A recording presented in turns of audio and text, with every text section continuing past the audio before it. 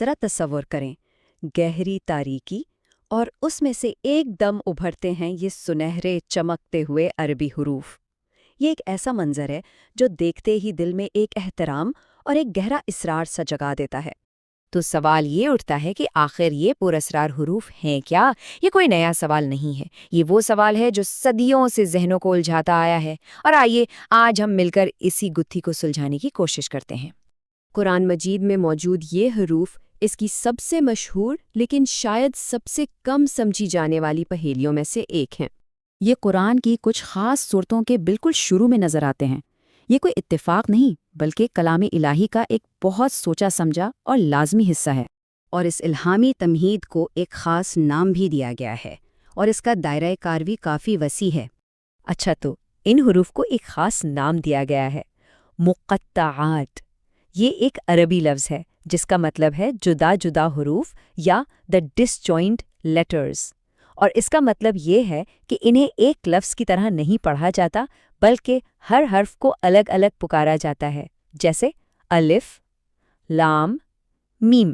قرآن کی کل 114 صورتوں میں سے 29 صورتیں ایسی ہیں جن کا آغاز انہی منفرد حروف سے ہوتا ہے۔ تو ظاہر ہے یہ کوئی معمولی بات نہیں بلکہ ایک بہت اہم الہامی خصوصیت ہے۔ الف، لام، میم کے علاوہ اور بھی مثالیں ہیں، جیسے کاف، ہا، یا، عین صاد، تا، ہا اور یاسین۔ ان میں سے ہر ایک اپنے آپ میں منفرد ہے۔ تو پھر ان کا مطلب کیا ہے؟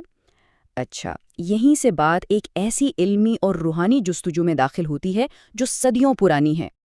دیکھیں، صدیوں سے علماء اور مفکرین نے ان کے معنی پر بہت غور کیا ہے۔ بہت سے نظریات بھی سامنے آئے ہیں۔ کچھ کا ماننا ہے کہ یہ اللہ کے ناموں یا صفات کی طرف اشارے ہیں، کچھ کہتے ہیں کہ یہ آنے والی صورت کے موضوعات کا خلاصہ ہے۔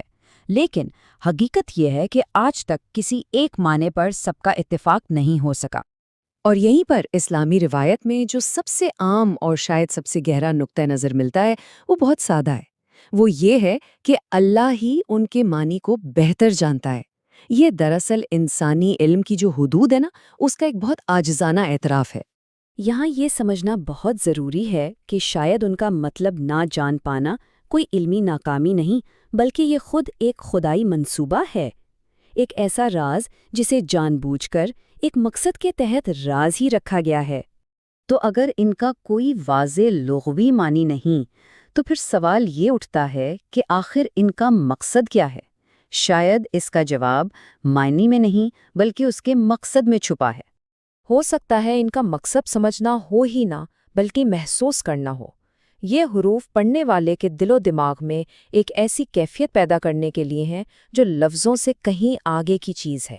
اس اسرار کے کئی گہرے مقاصد ہو سکتے ہیں۔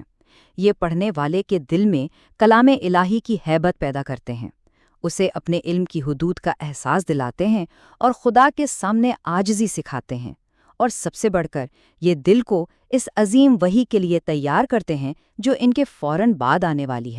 تو یوں سمجھیں کہ یہ حروف ایک خاموش اعلان کی طرح ہیں، ایک ایسی تمہید جو پڑھنے والے سے کہتی ہے، اب ذرا ٹھہرو اور غور سے سنو، کیونکہ جو کلام اب آنے والا ہے وہ عام انسانی زبان اور سمجھ سے کہیں بلند ہے۔